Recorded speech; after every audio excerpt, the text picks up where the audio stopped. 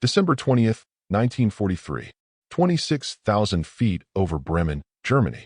The temperature outside is 40 degrees below zero. Frost rims the canopy of a B-17 Flying Fortress as flak bursts bloom like black flowers across the sky. Inside, Lieutenant James "Red" Lambert grips the control column, fighting to keep formation. His squadron, the 390th Bomb Group, has been in the air for 6 hours, and they know exactly what's coming. The intercom crackles. Bandits, 3 o'clock high. Through the haze of smoke and contrails, tiny specks grow into shapes, sleek, angular, predatory. Messerschmitt Bf-109s diving from the sun, yellow noses flashing. The lead German pilot, Oberleutnant Heinz Lutz of JG-11, grins beneath his oxygen mask. For 2 years, missions like this have been routine. The American bombers can reach the Ruhr, maybe Hanover, but never Berlin. Their P-47 Thunderbolt escorts always turn back near the border. Then, for hundreds of miles, the bombers fly alone, slow, heavy, and exposed. Just like clockwork, Lutz mutters to his wingman. Now we finish them. The Luftwaffe has turned bomber interception into a grim science. Focke-Wulf 190s slash through the formations with heavy 20mm cannons, while twin-engine Bf-110s fire rockets from a distance. By the time the surviving B-17s limp home, they leave trails of burning oil across Europe. Inside the bombers, it's chaos. A gunner screams as tracers slice through the fuselage. The right wing catches fire. Lambert barks, "Feather 2. Get the extinguisher." But it's no use. Another fortress explodes ahead of them. 20 tons of bombs, for engines, and 10 men vanish in a heartbeat. By the time the surviving aircraft reach the English coast, half their number is gone. The mission log will later record it clinically. Bremen, target hit. Losses, 60 bombers. Back in their barracks that night, no one talks. They just stare at the wall maps, knowing tomorrow another group will fly the same deadly route. In Berlin, Luftwaffe intelligence officers toast with schnapps. The American daylight offensive, they say, is unsustainable. The Reich's heartland is safe. But in a small airfield in Cambridgeshire, England, a new sound begins to echo across the cold winter air, the high-pitched whine of a Rolls-Royce Merlin engine. And with it, a new chapter in air warfare is about to begin. January 1944. RAF Bottisham, Cambridgeshire, England. A thin mist hangs over the runway as mechanics swarm around rows of sleek, silver fighters, longer-nosed than anything the 8th Air Force has flown before. Their polished skins gleam faintly under the winter sun. Painted on the side of one is a red script, Princess Elizabeth. Captain William Bill Overstreet Jr., 357th Fighter Group, slides into the cockpit, adjusting his oxygen mask.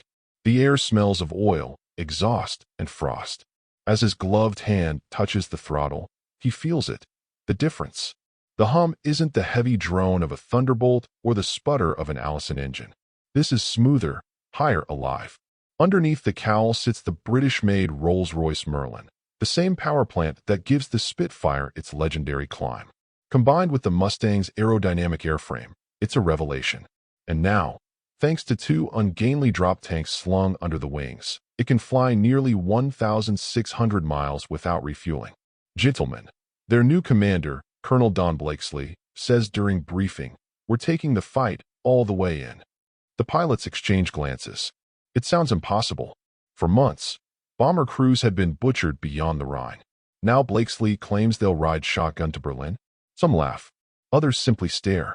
Dawn breaks in streaks of gray as the first P-51s roll down the tarmac. The tower's voice crackles. Blue flight, cleared for takeoff. Engines roar in harmony. One by one, the Mustangs lift off, their silhouettes vanishing into cloud. Over the channel, the pilots form up alongside the massive bomber stream. Hundreds of B-17s and B-24s stretching from horizon to horizon. Inside one of the flying fortresses, a waist gunner spots the slender fighters weaving between the bombers. He taps his crewmate and grins. "Those ain't Thunderbolts." "What the hell are they?" "Don't know," comes the reply. "But they sure look fast." By the time the formation crosses into German airspace, the Luftwaffe is waiting. Jagdgeschwader 26, the famed Schlageter wing, scrambles from its bases near Münster. In the briefing room, Major Joseph Sepp Wormheller points to the map and smirks. Their escorts will peel off here, he says, tapping the border. Then we cut them to pieces. But when his 109s climb through the clouds, the American bombers are not alone. The Mustangs are still there, glinting silver in the morning sun. Verdammt, one German pilot mutters. They're still with them? The fight explodes instantly. Tracers streak through the sky as P-51s dive like hawks. Overstreet spots a Messerschmitt pulling onto a bomber's tail and yanks hard left.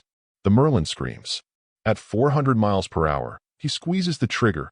Twin .50 caliber guns rip through the airframe of the German fighter. Flames burst from the nose. The enemy spins away, trailing smoke.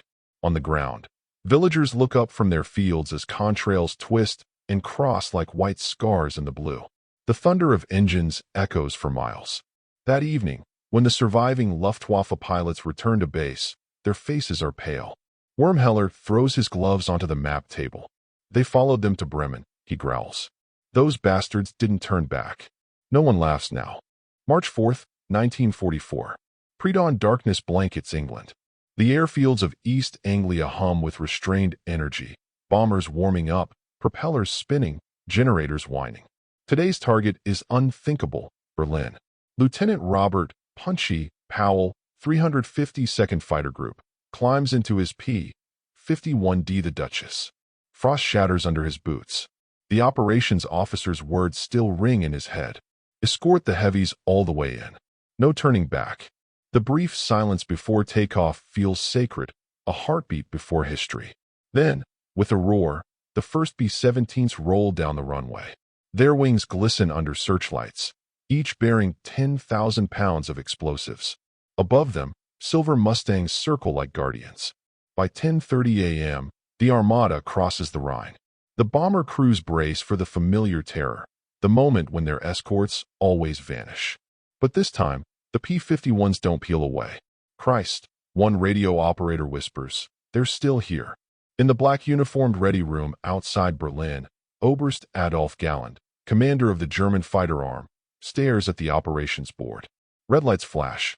Reports pour in. Enemy fighters over Magdeburg, enemy fighters near the capital. His adjutant stammers, Herr Oberst, they're Mustangs. From England. Galland's jaw tightens. Impossible, he mutters. They can't. But they can.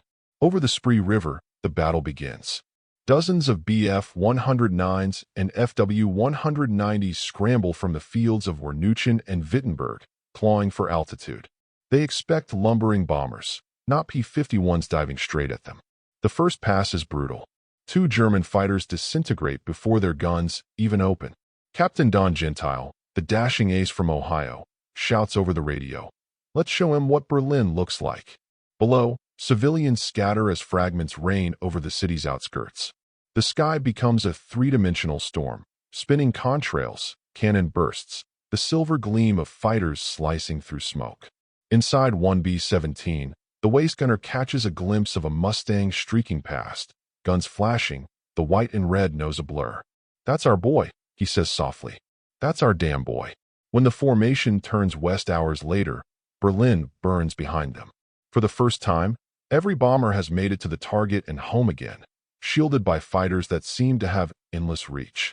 At Tempelhof Airfield, the mood is grim. Mechanics count the missing. Entire squadrons have been torn apart. The Luftwaffe's veteran corps, the men who once owned the skies, is vanishing.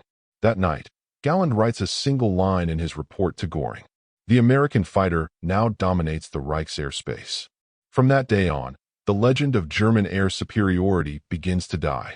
And for the bomber crews who once preyed over enemy territory, the sight of a silver Mustang beside them, fuel tanks empty, guns smoking, still flying escort, becomes a promise.